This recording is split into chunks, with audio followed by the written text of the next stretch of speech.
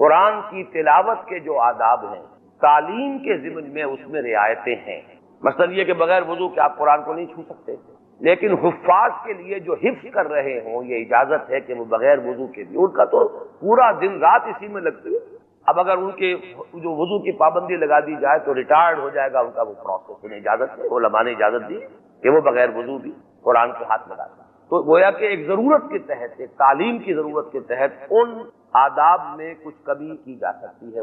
میں یہ سمجھتا ہوں کہ ایسے مجمع میں جہاں 300-400 آدمی بیٹھے ہوئے ہیں، ہر ایک کے لیے ممکن نہیں ہے کہ قرآن مجید سامنے اس طور سے ہو کہ دوسرے کے سامنے نہ آئے۔ وہ اس اعتبار سے اس کو آپ سمجھیے کہ عموم بلوہ ہے، ایک مجبوری کی کیفیت ہے۔ اچھا، اور اگر آپ کے سامنے قرآن نہیں ہے تو آپ کی توجہ پھر سامنے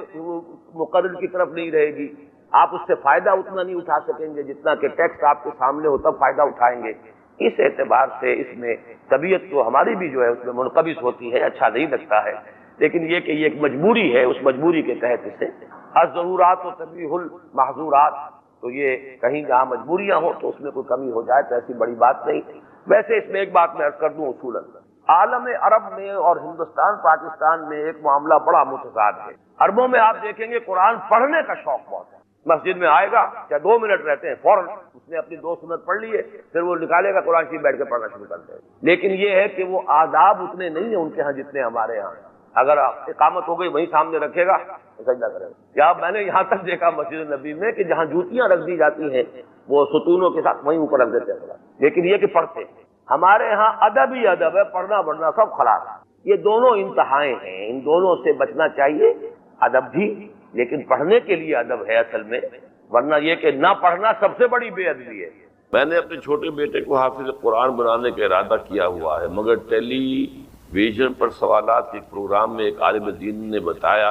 کہ قرآن کو حفظ کرنا ایک نفل عبادت ہے جبکہ اس کو سمجھنا زیادہ افضل ہے۔ یہ سن کر میرا جذبہ ذرا سٹ پڑا ہے۔ آپ کا اس بارے میں کیا خیال ہے کہ یہ آپ کا ٹھیک ہے؟ کیا حفظ قرآن کی اتنی اہمیت نہیں ہے؟ جو بات انہوں نے کہی ہے وہ صحیح کہی ہے کہ اصل شے تو ہے قرآن مجید کا سمجھنا۔ حفظ قرآن جو ہے ایک اضافی، ایک نفل شے ہے، فرض تو ظاہر باتیں نہیں ہے، قطعاً نہیں ہے، فرض تو کوئی بھی شخص نہیں کہتا کہ فرض ہے یہ، لیکن جو اس کے درجے مقرر کر دیے گئے ہیں اس میں بڑی مغالطے والی بات ہے۔ اس لیے کہ حضور کے زمانے میں حافظ وہ کہلاتا تھا۔ میرا جو کتاب ہے مسلمانوں پر قرآن مجید کے حقوق، اس میں میں نے وہ حدیث بھی درج کی ہوئی ہے، صحابہ کا قول، کہ ہم حافظ اس کو سمجھتے تھے کہ جس کے ایک تو حفظ قرآن اس کے ذہن میں محافظے میں موجود ہوتا تھا، قرآن کا علم اس کے دماغ میں محفوظ ہوتا تھا، قرآن کا عمل اس کے پورے وجود میں محفوظ ہوتا تھا، وہ حافظ کہلاتا۔ اب یہ صرف الفاظ یاد ہیں، نہ اس کا مفہوم پتہ ہے، وہ تو جیسے ٹیپ چل رہی ہے، اس ٹیپ کو کیا پتا کہ میرے اوپر کیا لکھا ہوا ہے، وہ لکھا ہوا ہے دوسرے سن رہے ہیں، سن لیں۔ یہ تو حفظ نہیں ہے، یہ تو ہمارے ہاں بس ایک رواج پڑ گیا ہے۔ اور بہرحال ایک زمانے میں اس کی اہمیت بھی تھی کہ قرآن مجید کی حفاظت کا ذریعہ اللہ نے اس کو بنایا، اس لیے کہ اگر اس وقت لکھنے لکھانے کا اور کتب خانے اور چھاپے خانے اور یہ اور وہ اور ٹیپس اور آڈیوز تھے نہیں، تو اس لیے اس کی جو اہمیت پہلے تھی اب وہ رہی بھی نہیں ہے۔ البتہ یہ ہے کہ اگر آدمی یاد کرے اور جتنا زیادہ یاد کرے گا اتنا ہی اس کے پاس ایک دولت ہے، خزانہ ہے۔ البتہ اصولی طور پر جن صاحب نے وہ بات کہی ہے، میں نہیں جانتا جس نے کہی ہے، صحیح کہی ہے کہ قرآن مجید کا حفظ ایک نفلی عبادت ہے، اس کا سمجھنا یہ ہمارے لیے فرض ہے، اصل شے فرض سمجھنا۔ آپ کو یاد ہوگا کہ گزشتہ جمعے میں نے عرض کیا تھا کہ ان خطابات جمعہ میں جو حالات حاضرہ پر تبصرہ ہوتا ہے یا کوئی ذمہ داران حکومت کو مشورے دیے جاتے ہیں یا مختلف جماعتوں کی قیادتوں کو جو مشورے دیے جاتے ہیں، تو یہ اصل میں نہ میرا اور نہ تنظیم اسلامی کا کوئی بنیادی مقصد ہے، اور نہ ہی یہ اجتماع جمعہ کی جو اصل غرض و غایت ہے یہ اس کے ساتھ کوئی بہت زیادہ مطابقت رکھنے والی بات ہے۔ یہ اصل میں ایک ضمنی مضمون ہے، جیسا کہ میں نے عرض کیا کہ اس ضمنی مضمون کی پہلی بنیاد کیا ہے کہ حضور نے فرمایا صلی اللہ علیہ وسلم الدین والنصیحہ قیل لمن قال للہ ولکتابہ ولرسولہ ولائمۃ المسلمین وعامتہ۔ یہ گویا کہ ایک ذمہ داری ہے، مسلمانوں کے عوام سے بھی زیادہ اہمیت ہے ان کے لیڈروں کی، قائدین کی، جن کے ہاتھوں میں زمام کار آ گئی کہ انہیں صحیح مشورے دیے جائیں، کوئی غلط کام کر رہے ہوں تو ٹوکا جائے۔ یہ فرمان نبی ہے جس کا تقاضا ہم اس میں کچھ پورا کرنے کی کوشش کریں۔ اگرچہ اس میں بظاہر یہ محسوس ہوتا ہے اور بہت سے لوگ بعض اوقات اس کو کہتے بھی ہیں کہ آپ خامخواہ یہ وقت جو ہے اس میں صرف کرتے ہیں، کوئی بات سنتا نہیں، کسی بھی آپ کے مشورے پر عمل تو ہوتا نہیں۔ میرے نزدیک یہ بات صحیح نہیں، حقیقتاً ایسا نہیں ہے، ان چیزوں کا اثر ہوتا ہے۔ وہ اقبال نے جو کہا ہے کہ دل سے جو بات نکلتی ہے اثر رکھتی، پر نہیں طاقت پرواز مگر رکھتی، یا فارسی میں کہا کسی نے کہ از دل خیزت بر دل ہے۔ بہت سے چینلز جو ہیں وہ غیر مرئی ہوتے، غیر محسوس ہوتے، نظر نہیں آتے، بات پھیلتی ہے، بات پہنچتی ہے، اس کے اثرات بھی ہیں، فوری طور پر نہ ہو، لیکن یہ کہ کہیں نہ کہیں جا کر وہ بات جو ہے جمع ہوتی ہے، جس کے کیومولیٹو ایفیکٹ کے تحت کوئی نہ کوئی خیر جو ہے اس سے برآمد ہو سکے۔ جیسے آپ سوچئے کہ اللہ تعالیٰ نے حضرت ابراہیم کو جب حکم دیا تھا وَأَذِّن فِي النَّاسِ بِالْحَجِّ يَأْتُوكَ رِجَالًا وَعَلَىٰ كُلِّ ضَامِرٍ يَأْتِينَ مِنْ كُلِّ فَجٍّ عَمِيقٍ، تو اس وقت کون سا ذریعہ تھا حضرت ابراہیم علیہ السلام کے پاس؟ وہ اذان عام، کہ لوگوں میں اطلاع عام ہو جائے کہ آؤ اور حج کرو اس بیت اللہ کا، لیکن یہ کہ اللہ تعالیٰ ان باتوں کو پہنچا دے۔ بہرحال جو بات میں نے پچھلے جمعے میں عرض کی اہمیت کے ساتھ، وہ یہ کہ اصل بات، اصل موضوع، اصل اہمیت جس شے کی ہے وہ تو یہ ہے کہ ہم یہ سمجھیں کہ ہمارے دینی فرائض کیا ہیں اور ان کی ادائیگی کی میں بھی کروں، آپ بھی۔ میرا گویا کہ یہاں بیان کرنا صرف آپ سے خطاب کے لیے نہیں ہوتا، خود اپنے لیے بھی یاد دہانی ہے۔ یہ تذکیر ہونے کے ساتھ ساتھ تذکر بھی ہے، اپنا سبق بھی آدمی دہراتا رہے تو اس سے انسان کو خود فائدہ پہنچے۔ تذکر یاد دہانی، اخذ کرنا، تذکیر کسی اور کو یاد دلانا، تذکر خود یاد دہانی حاصل۔ جیسے کہ حضور صلی اللہ علیہ وسلم جو اپنے خطبات میں فرماتے تھے اوصیکم ونفسی بتقوی اللہ، مسلمانوں میں تمہیں بھی وصیت کرتا ہوں اللہ کا تقوی اختیار کرنے کی، اور اپنے نفس کو بھی وصیت کرتا ہوں، میں نے اپنے نفس کو کبھی اس سے مستثنا نہیں کیا ہے، اوصیکم ونفسی بتقوی اللہ۔ اس اعتبار سے میں نے پچھلے جمعے میں جو بات عرض کی تھی وہ اس آیت کے حوالے سے جو میں نے آج جو آیات تلاوت کی ہیں ان میں مرکزی آیت وہ ہے، اگرچہ اس سے پہلے ایک طویل آیت اور اس کے بعد دو آیتیں، میں نے آج 4 آیتیں پڑھی۔ وہ مرکزی آیت کیا تھی جس پر کہ مفصل گفتگو ہو چکی ہے؟ یا ایھا الذین آمنوا آمنوا باللہ ورسولہ والکتاب الذی نزل علی رسولہ والکتاب الذی انزل من قبل۔ یہ پکار ہے اہل ایمان سے، ان کو پکارا جا رہا ہے، ان کو دعوت دی جا رہی ہے، ایمان کے دعوے دارو ایمان لاؤ جیسا کہ ایمان لانے کا حق۔ گویا کہ ہم میں سے ہر شخص کو سب سے پہلے یہ سوچنا چاہیے اور یہ جائزہ لینا چاہیے، اپنے گریبانوں میں جھانک کر،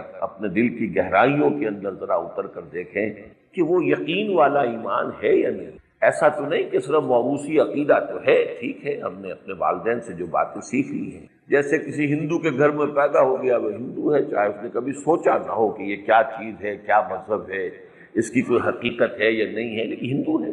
ایسے ہی ہماری عظیم اکثریت جو ہے مسلمانوں کے ہاں پیدا ہونے کی بنا پر مسلمان، لیکن یہ کہ ہم میں سے اکثر کا حال یہی ہوگا کہ اگر جھانکیں ذرا اندر دیکھیں تو یقین وہ ہے، اگر نہیں ہے تو پہلی ذمہ داری یہ کہ باقی ساری جو بھی عمارت دین کی اٹھے گی وہ اس بنیاد پر اٹھے۔ اگر یہ عمارت بنیادی موجود نہیں ہے تو ہوا میں تعمیر کیسے ہو جائے؟ پھر تو یہ سارے واعظ جو ہیں وہ بھی ہوا میں تحلیل ہو جائیں گے، ساری دلیلیں ہوا میں تحلیل ہو جائیں گی، سب کچھ جو ہے بیکار ہوگا، لا حاصل ہوگا، جب تک کہ یہ بنیاد موجود۔ بہرحال میں نے چند باتیں پچھلی مرتبہ عرض کی تھی، اب سب تو نہیں دہرانی ہے۔ یہ ایمان کہاں سے ملتا ہے؟ ایمان عمل سے بھی ملتا ہے، ایمان صاحب ایمان کی قربت اور صحبت سے بھی ملتا ہے، لیکن ایمان حقیقی کا سب سے بڑا سرچشمہ اور منبع جو ہے وہ قرآن ہے۔ اس کے ذریعے سے یہ جو منور کرنا ہے اپنے سینے کو یقین والے ایمان سے، تو اس کے لیے اصل جو سورس ہے وہ قرآن ہے۔ پھر میں نے عرض کیا تھا کہ یہ ایمان یقین والا اگر پیدا ہو جائے تو اس کا نتیجہ کیا نکلتا؟ ایک لفظ میں اس کو بیان کیا جائے تو وہ کشاکش،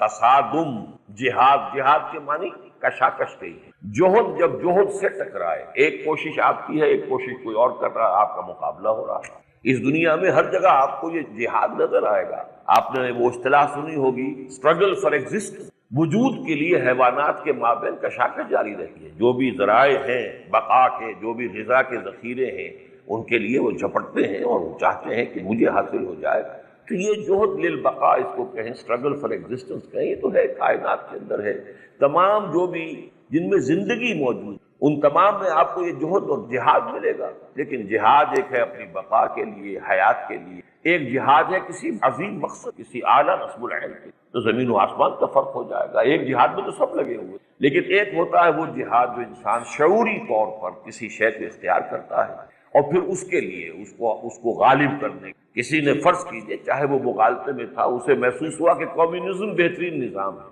عادلانہ نظام ہے، یہی انسانوں کے اندر ان کے مابین جو ظلم ہے، استحصال ہے، اس کو ختم کرنے کا صحیح ذریعہ۔ اب جس شخص نے اس کو قبول کر لیا، وہ کمیونزم کے نظام کو قائم کرنے کے لیے تن من دھن اس نے لگا، یہ جہاد ہے، ایک نظریے کے لیے جہاد ہے۔ جانیں دی ہیں لوگوں نے، سینکڑوں لوگوں نے جانیں دی ہیں، کتنے لوگ پھانسیوں پر چڑھے تھے، کتنے لوگوں نے زار کی فوجوں کے سامنے کھڑے ہو کر جو ہے فائرنگ اسکواڈز کے سامنے اپنے سینے جو ہے وہ چھلنی کروائے، تب جا کر انقلاب آیا تھا۔ یہ دوسری بات ہے کہ مغالطے میں تھے، وہ ان کا نظام جو ہے وہ بھی کوئی ان کے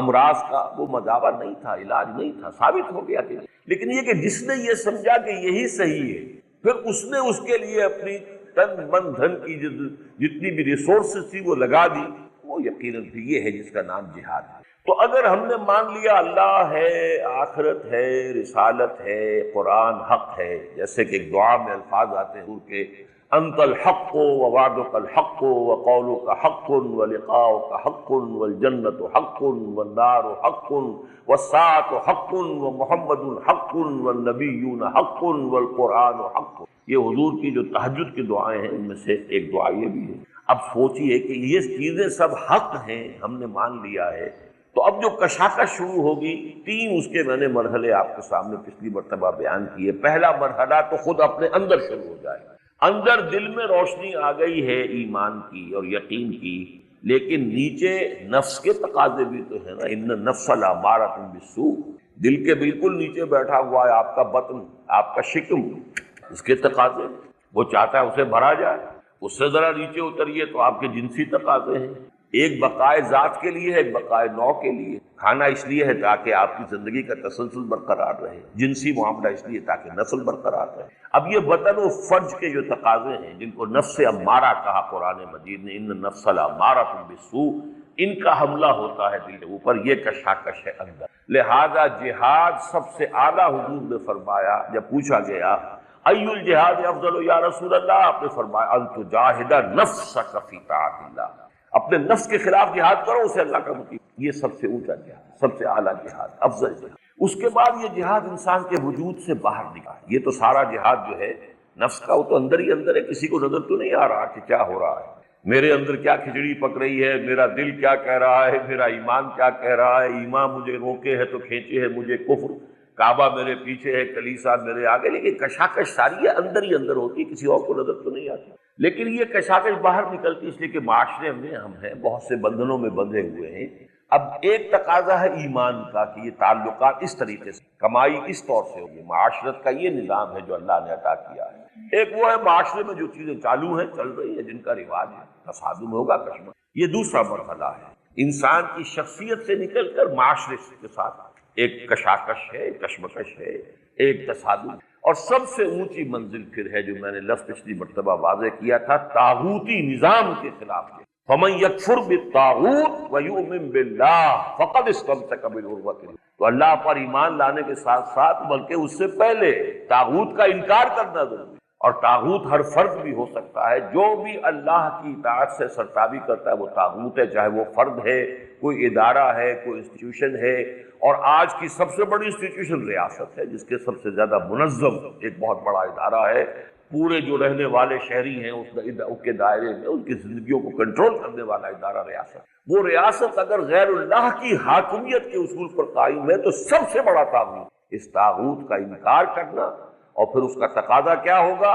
کہ اس طاغوت کا تختہ الٹا جائے اور اس کی جگہ پر اللہ کا نظام قائم ہے۔ تو ظاہر بات ہے کہ یہ جہاد جو ہے اب سب سے کٹھن، سب سے مشکل۔ پہلا جہاد تو بہرحال اپنی ذاتی شخصیت کے اندر ہی ہوتا ہے، دوسرا جو ہے بہرحال محسوس تو ہو جائے گا، گھر والوں کا تقاضا کچھ اور ہے، اہل و عیال کی پسند کچھ اور ہے، رشتہ دار کچھ اور چاہتے ہیں، آپ کسی اور طرف چلنا چاہتے ہیں، کشاکش تو ہوگی، وہ محسوس تو ہو جائے گی، لیکن بہرحال اس میں کوئی جان کا اندیشہ نہیں ہوتا۔ اس میں یہ ہے کہ کوئی ناراض ہو گیا، کسی سے آپ کے تعلقات کشیدہ ہو گئے، یہ ہو گیا، وہ ہو گیا، آپ کو نقصان پہنچ گیا، ٹھیک ہے، لیکن یہ کہ یہ جو آخری مرحلہ ہے اس میں تو نقد جان ہتھیلی پر رکھ کر میدان میں بھی آنا ہے، اس لیے کہ ایک نظام کو بدلنا اس کا نام تو انقلاب ہے، اور انقلاب کو بغیر خون دیے جانے دیے آج تک کوئی انقلاب نہیں۔ اگر آ سکتا تو انقلاب محمد ہی آتا صلی اللہ علیہ وسلم بغیر جانے دیے ہوئے، لیکن آپ کو معلوم ہے وہاں بھی سینکڑوں صحابہ نے جانے دی ہیں، سینکڑوں، اور ایک صحابہ کی زندگی جو ہے وہ ہمارے لاکھوں اور کروڑوں کی زندگی سے زیادہ قیمتی، سینکڑوں نہیں جانے، 70 تو صرف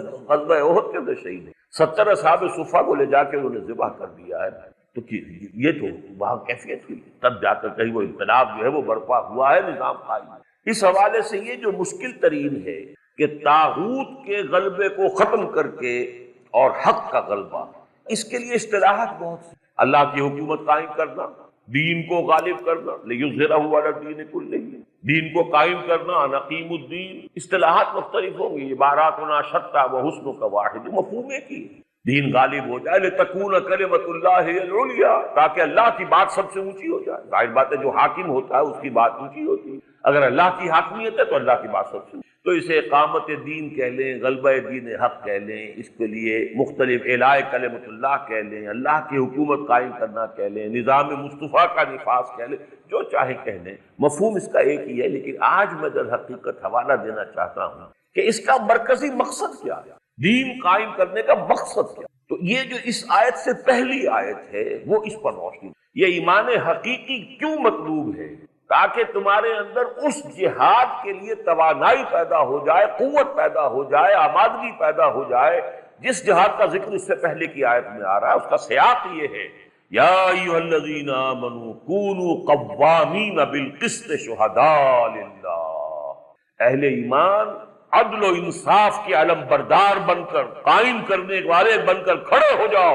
اور اللہ کے گواہ بن کر، عدل و انصاف کا نظام کا، دیکھیے دین قائم کرنا، دین کیا ہے؟ نظام عدل و قسط ہے جو اللہ نے عطا فرمایا، اس لیے کہ قرآن مجید میں سورہ حدید کی جو آیت نمبر 25 ہے اس نے معین کر دیا ارسال رسول کا مقصد کیا ہے، بعثت انبیاء کا مقصد کیا ہے، کتابوں کے نزول کا مقصد کیا ہے۔ لقد ارسلنا رسلنا بالبینات وانزلنا معهم الکتاب والمیزان لیقوم الناس بالقسط، ہم نے اپنے رسولوں کو بھیجا، انہیں معجزات دیے، انہیں کتابیں دی، اور پھر وہ متوازن نظام عطا کیا جس میں حقوق اور فرائض جو ہیں ان کا تعین ہے، وہ میزان ہے، وہ میزان شریعت ہے، کس لیے؟ تاکہ لوگ عدل پر قائم ہیں۔ تو گویا کہ اصل سے، اور چونکہ اللہ کی ذات العدل ہے، اللہ کے ناموں میں سے ایک العدل ہے۔ حضرت ابو ہریرہ نے جو روایت ان سے مروی ہے، حضور نے جو نام گنوائے ہیں 99 اللہ کے، العدل، صرف مصدر پر مبنی نام صرف ایک ہے، باقی یا تو اس میں فاعل پر ہیں، یا فعال کے وزن پر ہیں، یا فعیل کے وزن پر، محض مصدر، سے حرفی مصدر، العدل، دی ایبسلیوٹ جسٹس۔ ہم اگر کہیں گے سراپا عدل، اگرچہ سراپا کا لفظ اللہ کے لیے درست نہیں ہے، سر پیر تو انسان کا ہوتا ہے، حیوان کا ہوتا ہے، لیکن کیا کریں، ہمارے پاس جو ہے ووکیبولری محدود ہے۔ مجسم عدل، لیکن مجسم کا لفظ بھی اللہ کے لیے صحیح نہیں، کہ وہ جسم تو نہیں ہے اس کا کوئی، لیکن کیا کریں تعبیر کے لیے سراپا عدل، مجسم عدل، دی ایبسلیوٹ جسٹس، لہذا وہ چاہتا کہ عدل قائم ہے، یہ عدل و قسط۔ اب دیکھیے خاص طور پر نوٹ کیجئے، ایک عجیب ترتیب ہے ان 4 صورتوں میں، سورہ بقرہ، سورہ آل عمران، سورہ نساء، سورہ مائدہ۔ سورہ بقرہ میں فرمایا اس امت کی تاسیس کی غرض و غایت کیا ہے، وَكَذَلِكَ جَعَلْنَاكُمْ أُمَّةً وَسَطًا لِتَكُونُوا شُهَدَاءَ عَلَى النَّاسِ وَيَكُونَ الرَّسُولُ عَلَيْكُمْ، تمہیں ایک درمیانی امت بنایا اس لیے ہے تاکہ رسول اتمام حجت کر دے تم پر، اور تم اتمام حجت کر دو تمام نوع انسان، رسول گواہ بن جائیں تم پر اور تم گواہ بن جاؤ پوری نوع انسان۔ اچھا، اگلی صورت آئی سورہ آل عمران، اس میں پھر غرض و غایت کیا ہے، یہ امت کیوں ریز کی گئی ہے، کیوں اٹھائی گئی ہے، کنتم خیر امۃ اخرجت للناس تأمرون بالمعروف وتنہون عن المنکر وتؤمنون باللہ، تم بہترین امت ہو جسے دنیا والوں کے لیے، انسانوں کے لیے برپا کیا گیا۔ دنیا کی تمام قومیں اپنے لیے جیتی ہیں، ان کی زندگی اپنے لیے، بھاگ دوڑ اپنے مفاد کے لیے، اپنا غلبہ، اپنا اقتدار، اپنے مفادات۔ تمہیں دنیا والوں کے لیے جینا ہے، انسانوں کے لیے جینا ہے۔ ہم تو جیتے ہیں کہ دنیا میں تیرا نام رہے، کہیں ممکن ہے کہ ساقی نہ رہے، جام رہے۔ اخرجت للناس تأمرون بالمعروف وتنہون عن المنکر، تمہارا کام تو یہی ہے نیکی کا حکم دو، بدی سے رو۔ اب سب سے بڑی نیکی عدل ہے، سب سے بڑا منکر ظلم، اس کے خلاف جد و جہد کرنی پڑے گی۔ جیسے حدیث میں آتا ہے وہ جد و جہد دل سے بھی ہو سکتی ہے، بالقلب، زبان سے بھی ہو سکتی ہے، نہی عن المنکر باللسان، پھر بالید طاقت فراہم کریں گے تب طاقت استعمال کریں گے، طاقت ہے ہی نہیں تو کیسے کریں؟ اعدوا لہم ما استطعتم، طاقت حاصل۔ تو یہ اب چوتھی صورت ہے، یہ تیسری صورت ہے سورہ نساء۔ اب یہ دونوں صورتوں میں جو مضمون آیا سورہ بقرہ اور سورہ آل عمران میں، اس کا جو اصل لب لباب ہے وہ ان دو صورتوں میں آیا کہ اصل میں یہ دین کی شہادت، اللہ کی شہادت، اللہ کی طرف سے گواہی، اللہ کی طرف سے اتمام حجت، نیکی کا حکم، بدی سے روکنا، اس کی غرض و غایت کیا، اس کا کلائمیکس کیا ہے، وہ اس آیت میں ہے، یا ایھا الذین آمنوا کونوا قوامین بالقسط شہداء للہ۔ اہل ایمان کھڑے ہو جاؤ، قوام فعال کا وزن ہے، پوری طاقت کے ساتھ عدل و انصاف کو قائم کرنے کے لیے اور اللہ کے گواہ بنو۔ اگلی صورت میں سورہ مائدہ میں یہی بات ریورس آرڈر میں آ گئی، یا ایھا الذین آمنوا کونوا قوامین للہ شہداء بالقسط، کھڑے ہو جاؤ اللہ کے لیے پوری قوت کے ساتھ اور عدل اور انصاف کی گواہ بن۔ اللہ کی گواہی، عدل و انصاف کی گواہی مساوی ہے۔ عدل و انصاف کو قائم کرنا اور اللہ کے لیے کھڑے ہو جانا ہم مانی ہے، مترادف۔ یہ ہے اصل میں اس عدل و قسط کو قائم کرنے کے لیے، ایبسلیوٹ جسٹس کے لیے یہ سخت ترین مرحلہ ہے۔ میں نے عرض کیا تھا کہ اب اگلی آیت جو ہے، میں نے پچھلی مرتبہ کہا تھا کہ اگلے جمعے میں اس کے بارے میں عرض کروں گا۔ یہ جد و جہد چونکہ بڑی جان اصل ہے، ظاہر بات ہے جو بھی نظام دنیا میں کہیں قائم ہے اس کے ساتھ ویسٹڈ انٹرسٹ والے لوگ بھی ہوتے ہیں، پریولیجڈ کلاسز، یہ مراعات یافتہ طبقات ہوتے ہیں۔ جب آپ نظام کو چاہیں گے بدلنا تو ان کے مفادات پر آنچ آئے گی، وہ اسٹیٹس کو چاہیں گے، جو ہمارے یہاں ایک لفظ چلتا ہے اسٹیٹس کو، اس لیے کہ جس کے مفادات ہیں وہ تو نہیں چاہے گا کہ اس نظام میں کوئی تبدیلی آئے، اس لیے کہ تبدیلی آئے گی تو میرے مفادات پر ضرر پہنچے گی، لہذا اس کا مقابلہ ہوگا۔ اور وہی طبقات جو ہوتے ہیں مراعات یافتہ پریولیج کلاسز، اور وہی جو ویسٹڈ انٹرسٹ، وہی حاکم ہوتا ہے اس معاشرے، لہذا اب اس معاشرے میں جو برسر اقتدار قوت ہوتی ہے اس سے تصادم درپیش، اس میں جان و مال کا اندیشہ ہے، جس کو کہا غالب نے کہ مرحلہ سخت ہے اور جان عظیم۔ یہ تو ظاہر بات ہے کہ مرحلہ تو سخت ہے، ایمان کا تقاضا تو یہ ہے، جہاد اپنی ذات سے نکل کر معاشرے اور معاشرے سے نکل کر نظام کی طرف پیش اگر نہیں کر رہا ہے تو اس کا کیا مطلب ہے؟ اگر بس جہاد اپنے نفسی کے ساتھ رگڑے لگائے جا رہے ہیں، ساری عمر گزر گئی ہے، باہر نکلا ہی نہیں جہاد، نہ معاشرے سے کہیں کوئی فرکشن ہے اور نہ کوئی نظام کو چیلنج کرنا ہے، اس کے معنی کیا ہے؟ میں نے پچھلی مرتبہ بھی عرض کیا تھا کہ اگر آپ نے گٹھلی آم کی دبائی ہے، اگر وہ صحیح تھی اور زمین بھی صحیح تھی تو آم کا درخت اس سے پیدا ہونا چاہیے، پھر اس میں وہ بڑھے اور اس میں آم لگنے چاہیے۔ ہاں دو شکلیں ہو سکتی ہیں، یا گٹھلی میں کوئی خرابی تھی یا زمین خراب تھی، دو شکلیں۔ لہٰذا سٹنٹڈ گروتھ جو ہے، یہ جہاد کی سٹنٹڈ گروتھ نہیں ہونی چاہیے کہ بس وہ ایک مرحلے پر یا دوسرے مرحلے پر آ کر رک جائے۔ اگر یہ صحت مند جہاد ہے، صحیح جہاد ہے، ایمان واقعتاً حقیقی ایمان ہے، تو وہ تو پھر آگے بڑھے گا اور وہ نظام کو چیلنج کرنے کی، اور اس میں جان و مال کے اندیشے ہیں، تو اس میں ظاہر بات ہے کہ کچھ جو ضعیف الارادہ لوگ ہوتے، ضعیف الارادہ ان لوگوں کو کہتے ہیں کہ جو کسی ایک شخص ہے کہ جو کسی شے کو سمجھ لیتا ہے کہ اس میں خرابی ہے، برائی ہے، مجھے چھوڑ دینا چاہیے، چھوڑ نہیں پاتا، عادت پڑ گئی، اپنی ہی بنائی ہوئی عادت کے پنجرے میں بند ہو گئے۔ ہمارا جب وہ FSC ہم پڑھ رہے تھے تو انگریزی کا جو نصاب تھا اس میں ایک نظم تھا دی کیج، اور وہ شاعر نے تصور یہ دیا تھا I built these bars when I was young، میں نے اپنی کچھ عادات جبکہ میں جوان تھا، میرے جسم و جان میں توانائی تھی، میں نے عادتیں پختہ کر لی، اب میں ان عادتوں کی، وہ گویا کہ بارز ہیں، وہ لوہے کی سریے ہیں کہ جن کے اندر، اس پنجرے کے اندر میں بند ہو گیا ہوں، اب میں پھڑ پھڑاتا بھی ہوں، زور بھی لگاتا ہوں، لیکن نہیں نکل پاتا، اس لیے کہ یہ میں نے اپنے گرد جو ہے پنجرا اس وقت بنا لیا تھا جب میں جوان تھا۔ I built these bars when I was young، اب اس کو توڑنا، اس میں سے نکلنا مشکل۔ اسی طرح یہ کہ چاہے معلوم ہو گیا کہ سگریٹ جو ہے برا ہے، غلط ہے، ڈاکٹر بھی روک رہے ہیں، ہر طرف سے اس کو جو ہے وہ فہمائش بھی اور فرمائش بھی اور تہدید بھی اور تشویق بھی، لیکن نہیں چھوڑ پاتے۔ اسی طرح کے کچھ لوگ حق کو قبول کرنے کے بعد، اس کے بعد اس کے تقاضوں کو پورا کرنے سے جب کتراتے ہیں تو وہ پیچھے ہٹتے ہیں، پسپائی اختیار کرتے ہیں، تو اس کا نام قرآن کی اصطلاح میں نفاق ہے۔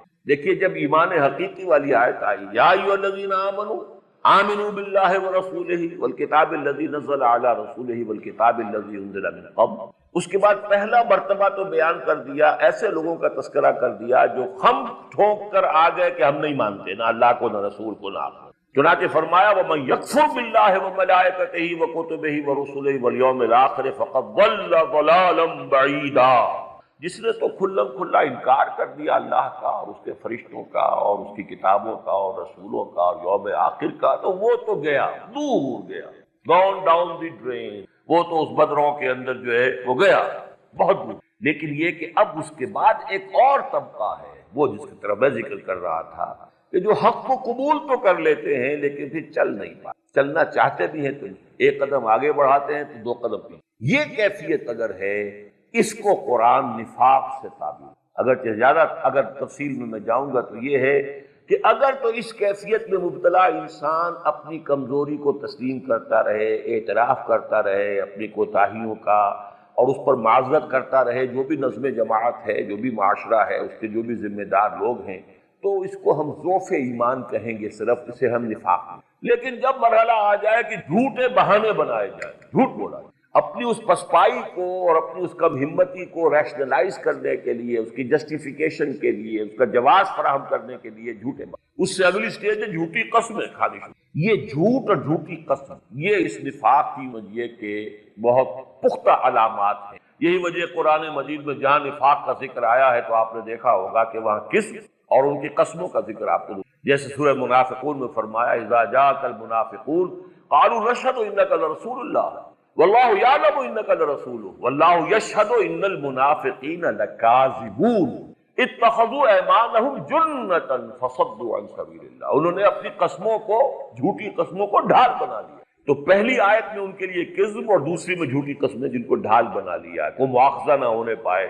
کہا تو مواخذہ تو ہوگا، آپ کسی جد و جہد میں ہیں، اس جد و جہد کسی نظم کے تحت ہو رہی ہوتی ہے، کوئی جماعت ہے، کوئی پارٹی ہے، کوئی آپ کا جو سپہ سالار ہے، اگر فوج میں جا رہے تھے، اگر آپ کہیں بھاگے ہیں کہ آپ نے کوئی پیٹھ دکھائی ہے تو پھر باز پرس ہوگی کہ نہیں ہوگی، تو کوئی قسموں کی ڈھال بنا لی جائے۔ اتخذوا ایمانہم جنۃ فصدوا عن سبیل اللہ، وہ رک گئے اللہ کے راستے۔ وہ نقشہ کھینچا گیا ہے اگلی آیت میں، ان الذین آمنوا ثم کفروا ثم آمنوا ثم کفروا ثم ازدادوا کفرا۔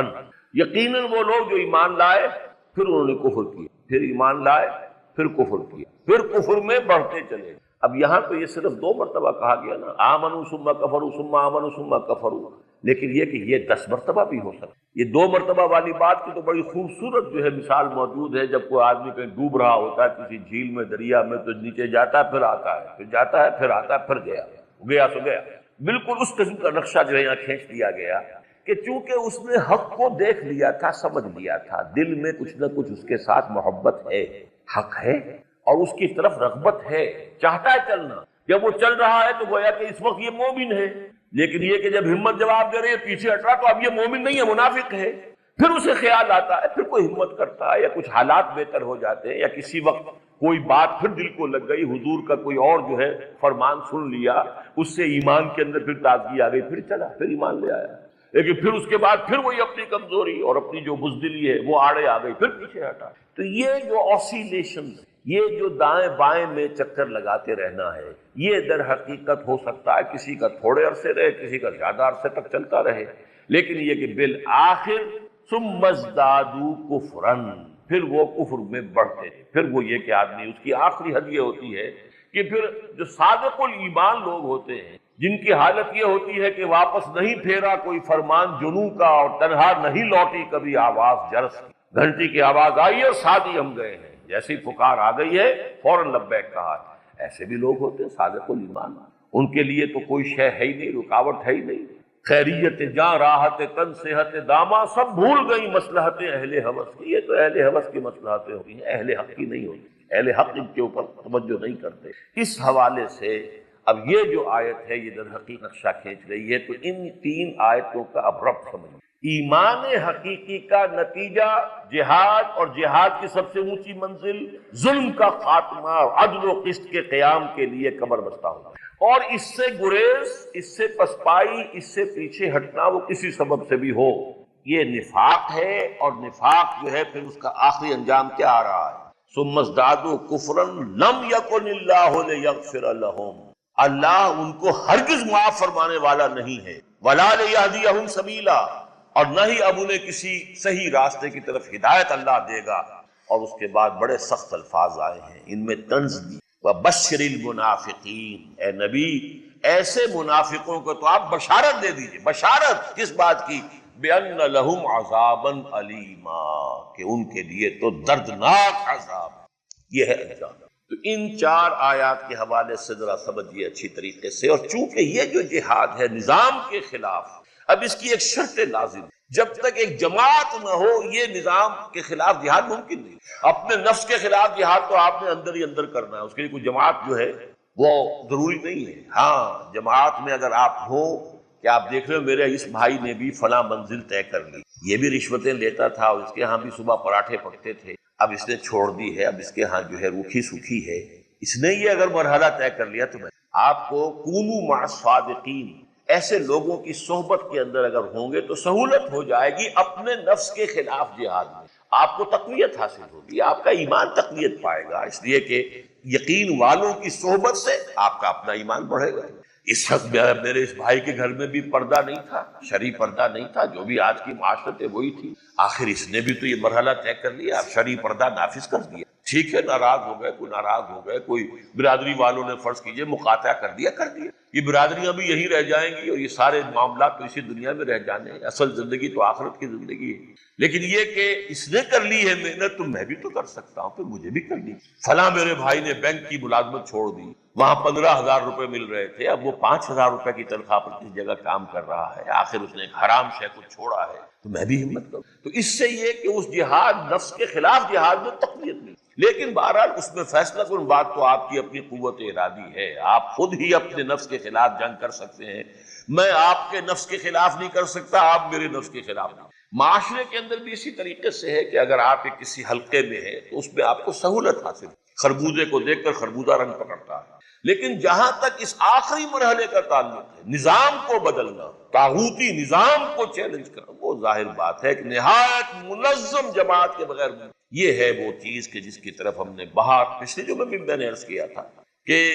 دعوت اور اقامت کے مابین ایک مرحلہ جماعت. ابتداءً دعوت دی جائے گی، لوگوں کو اس بات کی طرف بلایا جائے گا، آمنوا باللہ ورسولہ والکتاب الذی نزل علی رسولہ والکتاب الذی انزل من قبل. پھر جو آ جائیں گے انہیں منظم کیا جائے گا. یہ منظم جماعت ہوگی کہ جو پھر باطل کو چیلنج کرے. اگر منظم نہیں، اگر ایسے لوگ ہیں ہی نہیں، تعداد ہی بہت کم ہے، شاذ ہیں، تو ظاہر بات ہے کہ چیلنج کرنے کا مرحلہ کبھی آ ہی نہیں سکتا. حضرت نوح علیہ السلام کی زندگی میں 950 برس کی دعوت کے نتیجے میں بھی وہ مرحلہ نہیں آیا. قوم اتنی مر چکی تھی، ختم ہو، اس کے اندر اخلاقی اور روحانی اعتبار سے اتنی گراوٹ آ چکی. اس قوم نے 950 برس اور زیادہ سے زیادہ تعداد جو بتائی جاتی ہے وہ 70-75 آدمیوں کی ہے. حالانکہ میرے نزدیک یہ تعداد بھی صحیح نہیں. ان کے 3 بیٹوں کے سوا اور ان کے گھر والوں کے سوا شاید کوئی اور 1-2 کمی کاری ان کے ساتھ جو ہوں خادمین، اور کوئی ایمان نہیں لایا. وما آمن معه الا قلیل. اسی لیے نسل آگے جو چلی ہے وہ صرف 3 بیٹوں سے چلی ہے، حضرت حام اور سام اور یافس. اس حوالے سے نوٹ کیجئے 950 برس اور 70-75 آدمی بھی آئے ہوں تو اس کا کیا مطلب ہوا کہ شاید 15 برس میں ایک آدمی ایوریج نکالی. اس حوالے سے اگلا مرحلہ آئے گا ہی نہیں. لیکن یہ کہ اگر ریسپانس ملی، لوگ آگے بڑھے، انہوں نے دعوت کو قبول کیا، اب اگر یہ منتشر رہے، یہ ہجوم مومنی اگر ہے تو پھر اس سے کوئی کام نہیں ہو سکتا. اس کو ایک جماعت بننا، حزب اللہ. یہی وجہ ہے کہ سورہ مائدہ میں لفظ حزب اللہ آ گیا. سورہ بقرہ اور سورہ آل عمران میں امت کا لفظ ہے. كَذَلِكَ جَعَلْنَاكُمْ أُمَّةً وَسَطًا لِتَكُونُوا شُهَدَاءَ عَلَى النَّاسِ وَيَكُونَ الرَّسُولُ عَلَيْكُمْ شَهِيدًا. آل عمران میں پھر امت کا لفظ جو ہے آیا ہے، كُنتُمْ خَيْرَ أُمَّةٍ أُخْرِجَتْ لِلنَّاسِ. لیکن سورہ مائدہ میں آ کر یہ لفظ آ گیا حزب اللہ. اولئک حزب اللہ فإن حزب اللہ هم الغالبون. اور یہ سورہ مجادلہ میں پھر دوبارہ آیا اولئک حزب اللہ الا ان حزب اللہ هم المفلحون. حزب اللہ، یہ 2 ہی جگہ پر یہ لفظ آ گیا. جس طرح 2 جگہ امت کا لفظ آیا، 2 جگہ پر حزب کا لفظ آ گیا. حزب اللہ، یہ حزب اللہ ہے جس کے لیے وہ حدیث جو ہے بارہا آپ کو سنائی گئی. حضرت حارث عشری فرماتے ہیں کہ حضور نے ارشاد فرمایا صلی اللہ علیہ وسلم، انی آمرکم بخمس، مسلمانوں میں تمہیں 5 باتوں کا حکم دے کر جا رہا ہوں. اللہ امرنی بہن، اور اللہ نے مجھے ان کا حکم دیا ہے. یہ نہ سمجھنا میں اپنی طرف سے کہہ رہا ہوں، حالانکہ حضور کا تو خود فرمانا بھی ہمارے لیے واجب الاذعان اور واجب الاطاعت ہے. وہ تو جو کچھ کہتے ہیں مستند ہے ان کا فرمایا ہوا. لیکن یہ ہے کہ آپ نے زور دینے کے لیے تاکید کے طور پر کہا دیکھو یہ میں اللہ کا حکم پہنچا رہا ہوں. انی آمرکم بخمس اللہ امرنی بہن. بالجماعت والسمع والطاعت والہجرت والجہاد فی، ان کو دو حصوں میں تقسیم کر دیجئے، جماعت سم و طاعت والی یہ ہوگی تو ہجرت اور جہاد ہو، اگر وہ جماعت سم و طاعت والی نہیں بنے گی تو ہجرت و جہاد کے مراحل کیسے؟ یہ ہے وہ دعوت اور اقامت، دعوت دین، اقامت دین، ان کے درمیان جو مرحلہ ہے، جو لازمی، نیسیسری، انیویٹیبل لنک ہے ان دونوں کے درمیان، وہ ہے جماعت۔ انی آمرکم بخمس اللہ امرنی بہن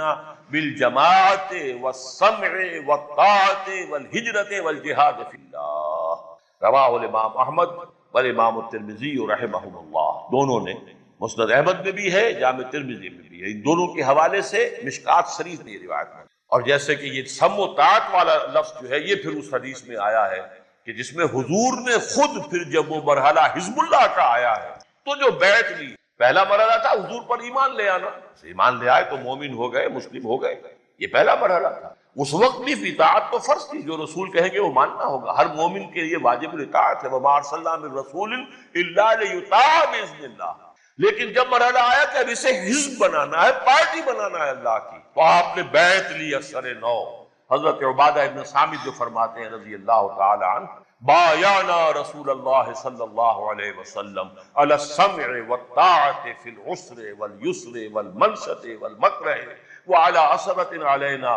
وعلی لا ننازل امر اہلہ وعلی نقول بالحق اینما کنا لا نخاف فی اللہ لومۃ لائم، متفق علیہ۔ بخاری اور مسلم دونوں میں یہ روایت موجود ہے حضرت عبادہ ابن ثابت سے، وہ فرماتے ہیں کہ ہم نے بیعت کی تھی اللہ کے رسول سے، کس بات کی؟ علی السمع والطاعت، سمع و طاعت، کہ آپ کا ہر حکم سنیں گے اور مانیں گے، اطاعت کریں، فی العسر، تنگی میں بھی، والیسر، اور آسانی میں، والمنشط، اس میں بھی کہ ہماری طبیعتیں آمادہ ہوں، انشراح حاصل ہو، والمکرہ، اور اس پر بھی کہ چاہے ہمیں اپنی طبیعتوں پر جبر کرنا پڑے، طبیعت آمادہ نہیں۔ ایک وقت ہے آپ پر کہ آپ کی طبیعت جولانی پر ہے، آپ چاہتے ہیں خوب نماز پڑھیں، لمبے لمبے سجدے کریں، ایک وقت میں کوئی طبیعت میں کسل ہے، طبیعت میں آمادگی، لیکن فرض نماز تو اس وقت بھی پڑھنی پڑے گی، نفلوں سے روک دیا گیا، اگر طبیعت میں آمادگی نہیں ہے انشرالی نفل مت پڑھو، لیکن یہ کہ فرض نماز تو ہر وقت پڑھنی، یہ ہے مکرہ، چاہے طبیعت جو ہے اس کی آمادگی نہ ہو لیکن فرض کو تو ادا کرنا ہے۔ اسی لیے اطاعت رسول صلی اللہ علیہ وسلم کے لیے اور جماعت کے اس نظم کی اطاعت کے لیے فی المنشط والمکرہ، چاہے ہمیں انشراح حاصل ہو،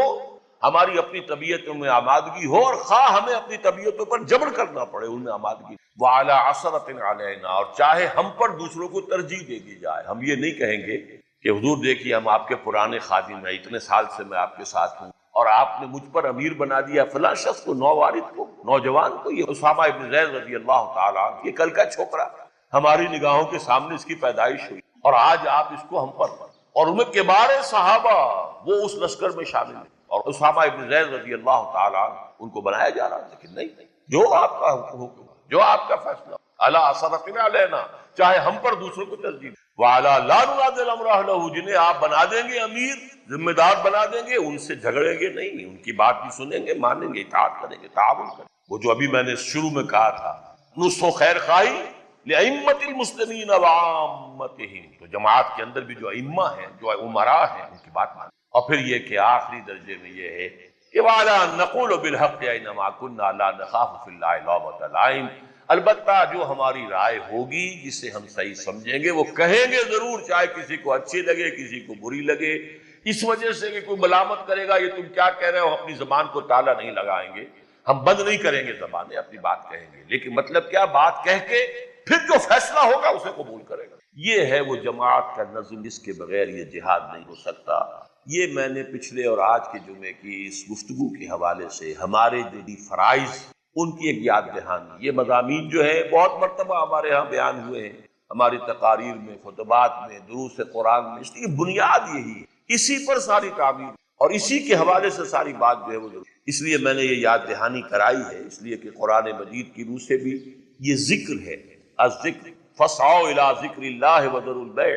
حدیث نبوی میں بھی آتا ہے، ایک حدیث میں نقشہ کھینچا گیا ہے کہ جب امام اپنا خطبہ ختم کر لیتا ہے تو جو فرشتے جو دروازوں پر بیٹھے ہوئے مسجد کے اپنے رجسٹروں میں اندراج کر رہے ہوتے، تو جب وہ شروع کر دیتا ہے اپنی گفتگو تو پھر وہ اپنے دفتر جو ہے بند کر کے رجسٹر وہ بھی سننے کی طرف، یستمعون الذکر، وہ بھی اس ذکر کو سننے میں مصروف۔ تو در حقیقت تو یہ خطبہ جو ہے ویسے تو ہمارے ہاں تو عربی کا خطبہ ہے جس کو ہم خطبہ کہتے ہیں، لیکن در حقیقت اسی کی تلافی کہ وہ تو عربی میں ہے، اگر عربی میں یہ خطبہ دیا جائے تو کس کی سمجھ میں یہاں آئے گا؟ لہذا اس کی جگہ پر یہ اس کمی کی اس کوتاہی کو پورا کرنے کے لیے یہ خطاب ہوتا ہے، لیکن ہے جمعہ کا خطاب، ہم اسے خطبہ جمعہ کہہ دیتے ہیں، یہ خطاب جمعہ ہے، لیکن اس کا مقصد تو اصل جو ہے وہ تذکیر۔ اقول قولی ھذا واستغفر اللہ لی ولکم ولسائر